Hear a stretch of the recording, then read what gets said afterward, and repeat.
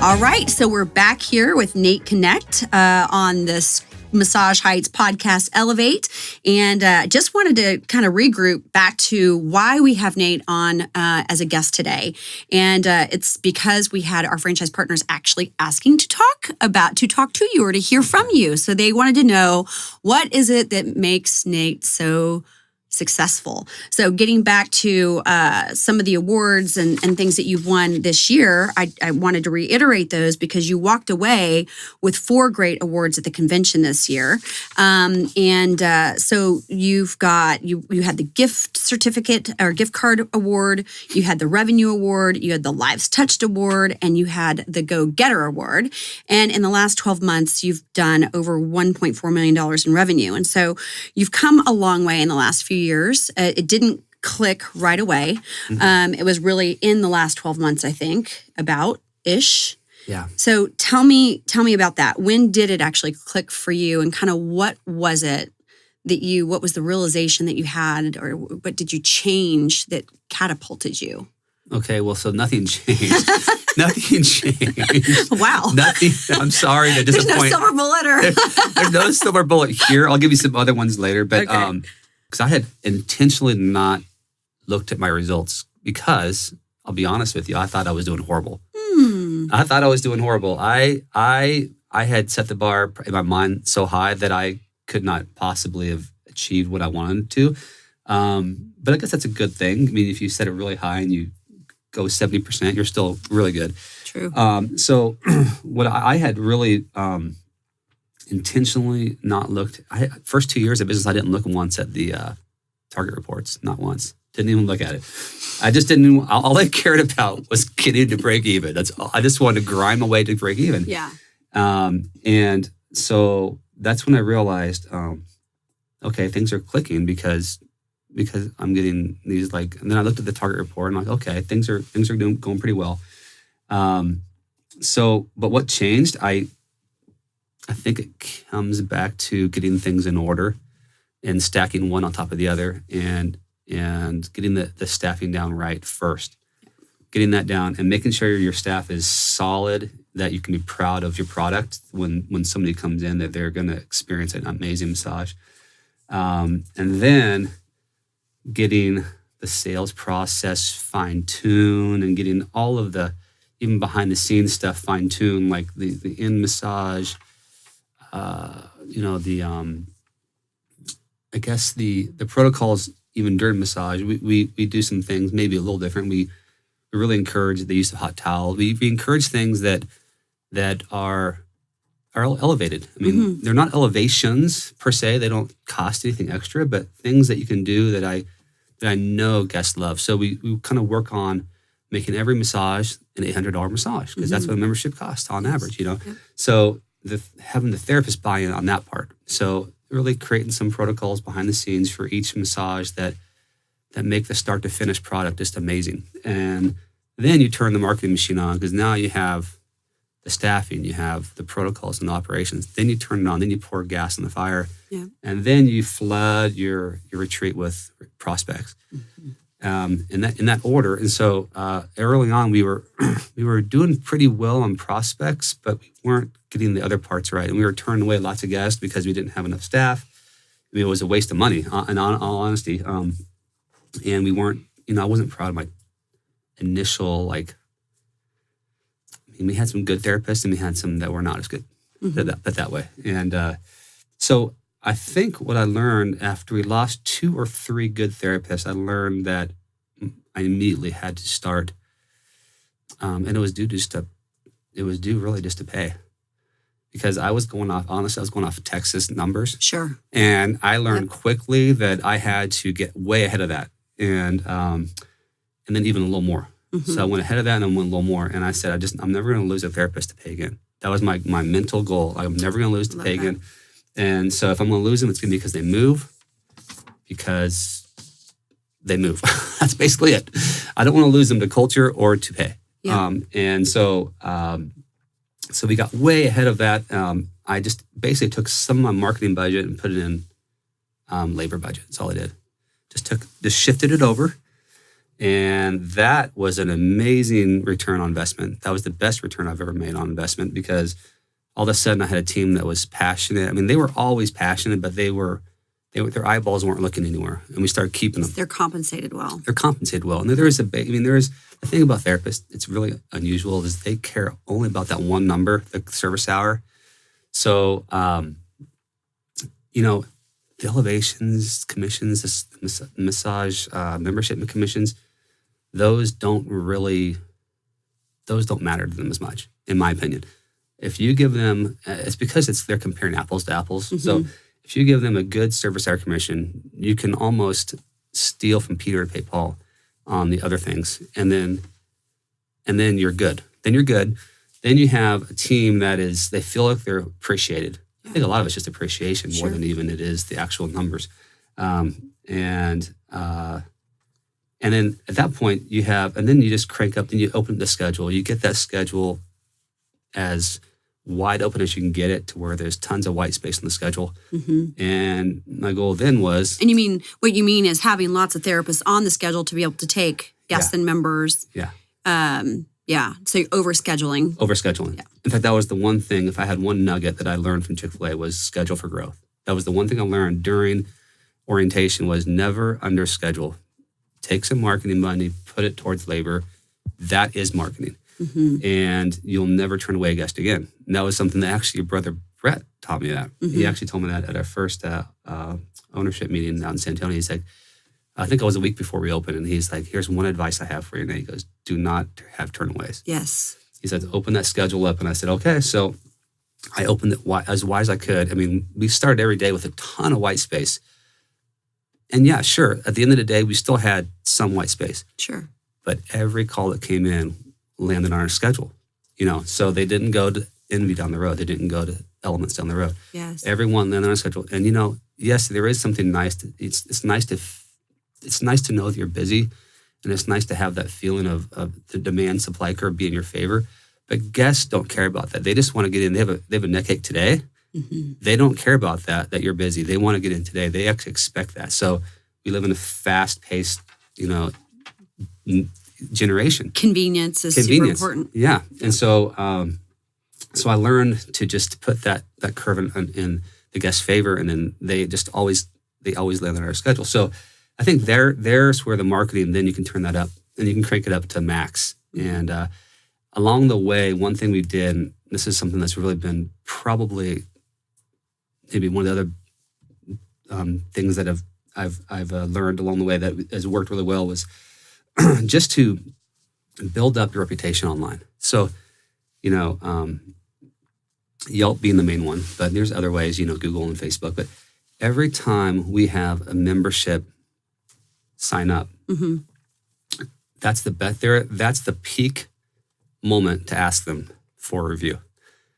And because they're high on life, they're high on your massage. Sure. They're obviously committing to you for the next 6 to 12 months. So we ask every member at the time they sign up for a Yelp review. That's a great nugget. And it works. And so maybe 1 out of 4 will do it, but that adds up. So you get now your Yelp reviews start to climb. Mm-hmm. Then you get that extra free marketing that you didn't pay for at all. It costs $0.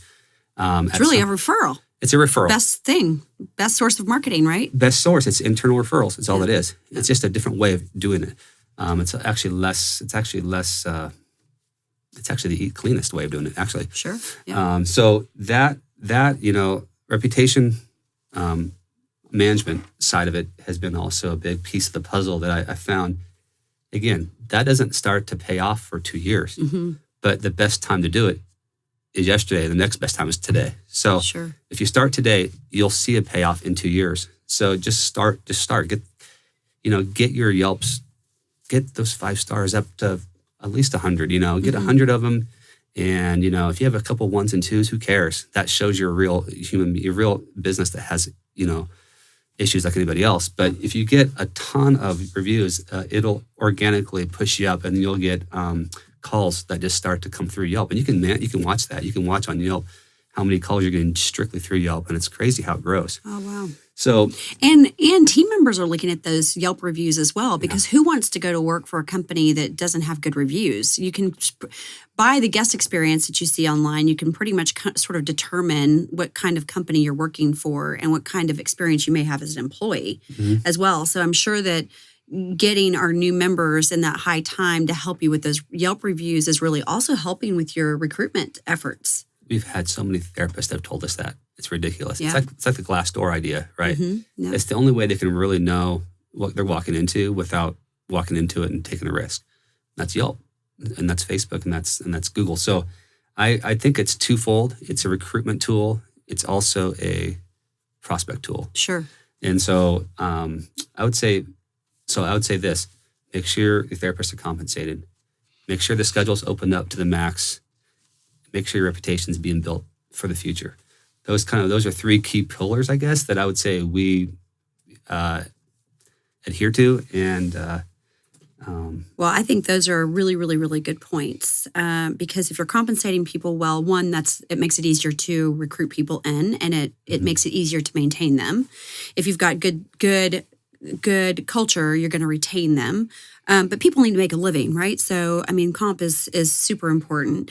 Open schedule, that was a great piece of advice that Brett gave to you. And it's one thing that I think is often challenging for our operators is I feel like I often see these situations where, oh, well, we're not busy, so we're not going to add more people on. The way our model grows is by having that white space, getting people in the door today. When they called about that they called for the appointment because they're calling for a reason today, headache, stress, whatever. That's what inspired that call in the first place.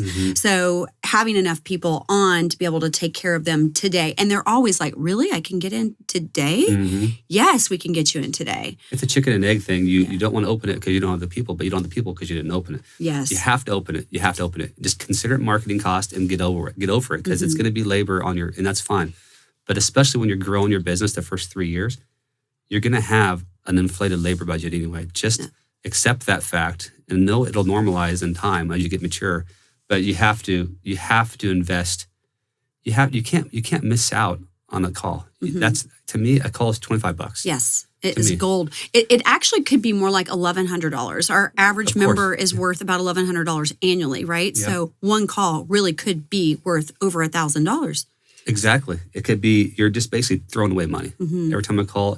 And again, on that same point, this may be a little tangent, but when we get a call and we can't get them in, we find every possible way to get them in. We will open up a half an hour, get them in, say, you know what, let's give you a free half an hour today just to try us out. Then we can get you a full hour next week. But we don't want them to hang the phone up without, or we say this, we say, hey, tomorrow we do have availability. I know today's what you wanted. We'll give you a free hot stone. If you come in tomorrow, just come in to see us once. We know you'll love us. So we don't let them hang up. It's like a fish. You don't want the fish go. You do anything you can to get them in the boat. So we have that mentality at the front desk, this growth mindset of nothing is going to get away from us. Once they're on the phone, we're going to get them in the boat. It's great. Good stuff. And do your lifestyle consultants work with your therapist too? I have, Mr. Smith on the phone and he really wants to get in today. Mary therapist, would you be willing to stay an extra hour, or can you do another session? Or is that kind of how you guys work between the front and back? Yeah. All the time. Yeah. Our schedule never looks the same at the end of the day as it did at the beginning. It's always expanding. I mean, rarely does it shrink. It's always expanding. We're always extending shifts, and we do it enough to where the therapist doesn't feel annoyed, but we definitely ask our therapist, if you want another client today, we do have Susie that wants to come in. We make sure that we're in real time, we're updating that schedule so that we don't have a turnaway. Turnaway to me, it's a 4-letter word. Yes. And I hate it. Yep. It lost opportunity. So yep. Lost opportunity, lost revenue. It is. So if you could go back, and these are a lot of really good things, if you could do something differently in the first 12 months, that it would have gotten you to cash flowing quicker in that first 12 months instead of later, what would you have done differently? What do you know today that you might not have known, or maybe you just didn't execute as well? Or what you know now, what would you have done differently? I think all those things. I mean, I don't know that I would have ramped up. I mean, I would have definitely paid my therapist more initially, right off the bat, from the first day, and then I wouldn't have. Cash flow. It just takes time from when you're starting from zero, and brand awareness in San Diego wasn't amazing. So it just takes time. I don't think there's a realistic expectation that you can just blow it out out the water and like right off the bat. But I can accelerate things. So I think just making sure you don't lose therapists, and making sure that I think one other thing with the prospects, with generating prospects, would be, I stumbled upon Facebook marketing, and that really has been the one thing that's worked. I wasted a bunch of money on flyers and on movie theater marketing and things like that. That didn't generate prospects. But I did notice that Facebook started to bring them in, and that, in addition to, like I said, the Yelp, those two ways of marketing. I would have done those earlier, I guess, way earlier. I didn't learn about those until like year 2, 3. So, but again, you can't like rush it, but you have to put those pieces in order as fast as you possibly can. Yeah. And then you can start to, like I said, crank up the marketing budget. Again, it's gonna hurt at first, but it's gonna return itself. It's one of the things that I would say, if I'm the most probably the thing that I want to hone in on this year is getting us back to getting our operators cash flowing in that first 12 months, because our model, we have many franchisees that have, but I think that there has been maybe a lack of either understanding or emphasis on growing the membership as quickly as possible. And it gets back to these things that you're talking about. So in order to, for one, generate 400 prospects per month, right? Or let's just go back. What we want is 1,000 members, right? And we would ideally have 1,000 members within the first 12 to 15 months. We know that when we get to 650 to 750 members, that's normally about our break-even point on average in our system. And for many, many years, we would get to that point in the first 6 to 9 months of business. Therefore, our owners are cash flowing and reinvesting in the business quicker. So getting these things in order that you're talking about really, really fast, which is overstaffing, marketing heavily on the kinds of things that are going to drive trial, right? And then focus on conversion of those members, of course, yes, but as fast as possible. And so I guess that's the thing that I'm kind of asking, because you figured out the formula, you understand the formula, and it's clicking for you. So how could we have gotten you to that in the first 12 months instead of 24? Yeah. So it would have been, I would say this, you have to have the ability to spend to return that. So I think I was a little bit hesitant to spend, especially on the therapist. So I think you can't be, so when you're growing a business, you can't be overly shrewd on the first 12 months. You just can't be. You have to be willing to. I think that's when your marketing has to just be, and how you and your labor have to be. They're going to be higher. Yep. And that will get you to the members you want. But if you're trying to pinch pennies from the beginning, profit only comes. Here's my order of things. It's always operations, marketing, profit. Get the ops first, pour on the marketing dollars, and then focus on profit at the end, right? If you're focusing on profit at the beginning, you've already lost. It's great. You've already lost. So you can't save your way into prosperity. You have to grow first, and then you can fine tune. Profit's really fine tuning. Is what it is. You're fine tuning what's already a cash cow, right? So you have to get. I'm all about stepping on gas and really pushing for growth. But if you have a savings mindset instead of a growth mindset, that doesn't work in the first 12 months. That works if you take over a business that's already cash flowing. That's when it works. Yes. Yep. So I guess what I would say is don't be too thrifty on the front side. Really give yourself a lot of runway. And if that means having one retreat initially instead of two, that's fine. But get that first one cranked up. And then you'll get to that number that we're talking about. Yep. But if you feel spread too thin, you're going to automatically default into savings. Yeah. Which is the worst thing that you can do It's in the the beginning worst. of a business. It's the beginning of the end, in my opinion, if you haven't broke even yet. So then you die a slow death. And then it's like this slow death of why am I not growing? It's because you're not investing. It's a chicken and egg thing. And Yes. so you have to get ahead of it, way ahead of it. And you have to, I don't know who it was, at our first convention, somebody told me, get to 1,500 or get to 1,000 as fast as physically possible. Yes. I remember them telling me that. And I said, okay, let's do this. But even then, I hadn't calibrated my mind to the market as far as pay. And so I stumbled a few times on my therapists. So once I finally had that team in place, then I knew I was set up for success. And then, then I think it's okay to maybe overspend initially because you're going to find out what works, what doesn't work on marketing. You're going to find out and quickly adapt and track everything, of course. One thing I didn't mention was events. We do a lot of events.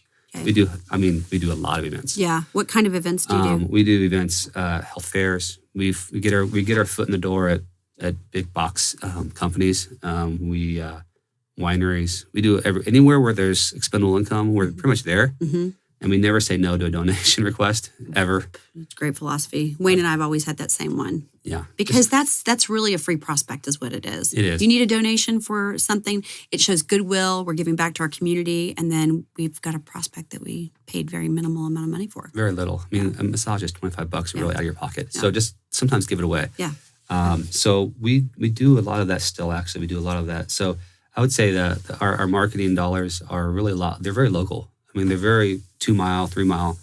They're right in that area. We don't spend a whole lot of money in areas that we don't feel like we're going to get a prospect that's going to come in to see us. So you're owning your 2 to 3 miles. Let's stick on marketing here for a minute. So let's some real quick points on local store marketing. We've already kind of talked about a few, but if you could just say top line local store marketing, what does that look like? You own your 2 to 3 miles. Yes. What are you spending money on? Whether it's digital, print, whatever. What are those things? And then you've talked about the events. But what other things are you spending money on? So just during holidays, we spend money on flyers. Just during holidays, and that's typically Christmas, Valentine's, Mother's Day. Those 3 kind of our big ones. Yeah, that's when I do paper. Other than that, what we do, I guess I will say this: we do flyer cars. Okay. A little bit of a, maybe not the most. It's very cost effective for us. Yes. Yeah. And we do get a lot of people coming in off that. Yes. I'm telling you, we get 2 or 3 a day, prospects a day, just from car flyering. And we have one of our LCs who loves to go out and do that. And I said, okay, more power to you. Just go out there. Here's a box. And if you get this box distributed and today, I'll give you $100, whatever it is. I have a number on each box for how much commission I give them. So that helps. Other than that, it's Facebook. So you're doing Facebook ads. Facebook ads. Okay. I'm doing Yelp ads but I didn't do that at first because I did not want to advertise until I had my reputation right where I wanted it. Yes. We do Facebook ads, we do Yelp ads, and then the third thing, which I don't know if it's okay to say now, but we do Groupon. Yes. And we do that more in the summer. Yep. Downtime. So it's more of a therapist retention tool on that one. But those 3, if you layer those 3 on top of each other, they do provide a prospect count that's good. And you're doing these things consistently? All the time. All the time. What would you say? Can you tell me, and I know this is sort of off the cuff and I didn't prepare you for it, but what are you spending on those Facebook ads on a monthly basis on average? $1,000. About $1,000. What about on Yelp? About $1,000, a little bit less than $1,000. And then on Groupon, that's just page you go. Yeah. So about $1,000. And then I'm putting a couple of $1,000 into digital. Yeah, into paid campaigns. And then you're doing tons of grassroots events. So you talked about the health fairs and all of those things. How often is your team going out doing those kinds of events? During the normal season, not holiday season, it's like once a week. Once a week. So maybe 4 to 6 a month. Okay. So we do. We have 3 health fair companies that we get involved with. Each of the 3 will give us like an invitation for a list each month, and we'll just choose 2 or 3 of each, the closest ones to our retreat. And we'll say yes to them and show up with 2 therapists. It's expensive because you're paying your therapist. Sure, yes. But my goodness, when they meet the therapist hands them a come to see us card with a free elevation. And then we actually book them on the spot. We have an LC there that books them on the spot. If they book on the spot, they get another freebie. Discount. Okay, got it. Not a discount, maybe an add-on. But they get something to book on the spot. Then we hand them an appointment card, and then boom, you have just filled up your schedule for the next week. Usually it's within a week that fills up. So that has really been, and then they see the same therapist twice. They see him once in the chair and once in the studio, and then now they're ready to stay with you. So start building the relationship there. Yeah. So that has been maybe one of the better marketing modalities is the events. Is the events, Yeah. yeah. I know I have been told by a number of companies that are really successful in the health and wellness space, actually, that the way that they built the company was really on grassroots efforts. Yeah. So and it's so inexpensive. I mean, it's the pay, obviously. But when you think about the return on that versus just blasting out a bunch of stuff all the time, you just don't know if you're going to get a return on it. You get that face-to-face interaction with a potential customer. You get more FaceTime. You get to say more about the brand and why they should give you a shot, right? Instead of just a postcard arriving at their home. Yeah. And, It's really old-fashioned. I mean, it's not super sexy. Yeah. It's not. Yeah. What we do at our store is not the most. I kind of feel like I'm actually a little bit 10 years behind sometimes the way I do things. But my goal is not to be like chasing after something that may or may not work. My goal is just to go what I know is going to work.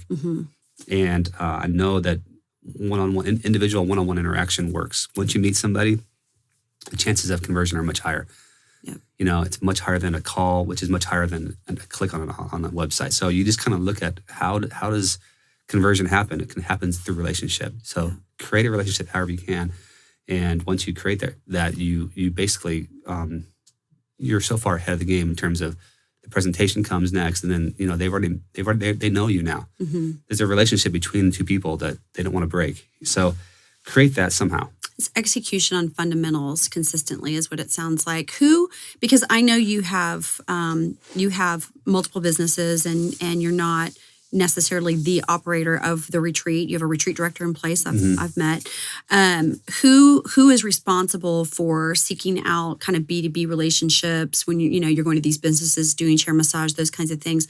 Are people just calling you, or is your retreat director, or are you just out there networking? How are those kind of coming to you, or are you creating those? Who's doing that? We have a marketing director. Okay. That's an assistant position we have that does that. She's in charge of all of our events. Okay. A lot of it is me, of course. I mean, I'm always looking for an opportunity, but she also is she always has ideas. She seeks out different ways of connecting with, say, like I said, wineries. We got into the winery, circuit somehow because she had a connection to the wine owner, the winery owner. So then we started doing other wineries, so it's just seeking them out, looking really, what I do is I get the local magazine. It's called the 92129 magazine. It's basically our zip code magazine. And I look in there at all the events for that next month. I just start circling things that have high, basically like that have a high probability of being conversionable. So wine events or street fairs or, brew pub things, things like that. People who have, money to spend are going to probably like massage. So even like I think there was one for a theater district. They were having some kind of a theater fair, and we just show up with a couple of chair massage, and you get a lot of conversions that way. Yeah. So you have to be proactive. They do come to you once in a while, but sure, but not initially. You have to kind of seek it out. Find different ways of opening up your Google Maps and looking around you and finding an area that we give away so many gift baskets full of goodies to schools and to, like I said, big businesses, and dentists are great. That's a good one. I'm just going to tell everybody, as a former dentist love massage and their hygienists love it too. And they typically have expendable income. So what you're going to do if you go into a dentist office and hand them a basket, one for each hygienist and one for each dentist, you're going to see a massive return. Great idea. And those are everywhere. Dentists are everywhere. Gosh, you can do that with chiropractors. You can do that with dentists. You can do that with all kinds of doctors. Maybe even, I would just, because they're all sort of in that same position of being on their feet all day long or sitting in sort of a hunched over position. Stressed out beyond belief. Yes. So, just looking, like I said, own your 2 miles and just everything in the 2 miles you should have, those people should come to you only. Again, I guess another thing would be, if you're just looking for like just a free ride and like an easy time, just be realistic. Come on, it's not going to happen. But you have to have some kind of drive, fire in the belly, I call it. Yeah. So to get in there and I be owner heavy for the first 6 months, and then back off little by little and delegate until you are just casting vision. That's all you're doing at that point. Put in the work, grind it out for 6, 12 months until you get to that break-even point or so, however long, right? And grow that thing as fast as you can, because the more you work in that first 12 months, the more time that you do have going forward. So that said, I think that's a really good segue to thank you for your time. I really enjoy having you here. You're just a great guy, and we all love you at Massage Heights. Stop it. Have since the beginning, and I'm so appreciative that you made the drive to come and just kind of share your expertise with the franchise family, because again, they wanted to hear from you, and just very grateful for the friendship, and grateful to have you. It's as I say in Chick-fil-A, my pleasure. It's my pleasure. I love it. Should we end on that? I think we should end on that. Well, okay. I'm going to look into the camera for a second and tell our Massage Heights family that, hey, you've heard from us today, and we would love to hear from you. So if you would like to hear from any other guests, special speakers, any specific content that you want to know about, please send us a message at communications@massageheights.com. Also, hope that you will subscribe to the YouTube channel and watch or listen to the podcast every single Friday. Thank you. And as always, elevate the everyday.